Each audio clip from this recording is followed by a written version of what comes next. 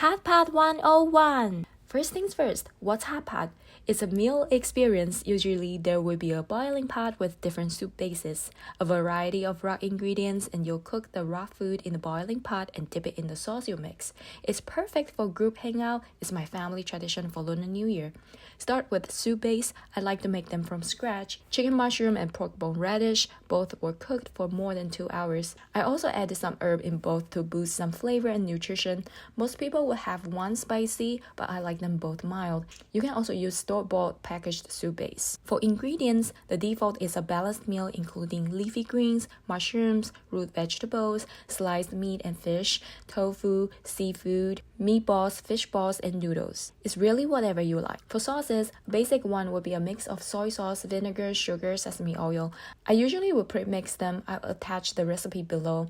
Then I'll add garlic and cilantro. If you like thick texture, you can also add some sesame or nut butter. There are also other choices such as oyster, hoisin sauce, and satay sauce. This is where you can be creative. You can get everything I mentioned delivered to you through Asian grocery website. With all the hot pot things on the table, do you feel overwhelmed and don't know where to start? I have a few tips for you. I like to throw in meatballs, fish balls, and root vegetables first because they take longer to cook and also add nice flavors to the broth. Number 2, only start cooking other things when it's boiling. When it's not boiling, it's gonna take a long time to cook, which could overcook the ingredients.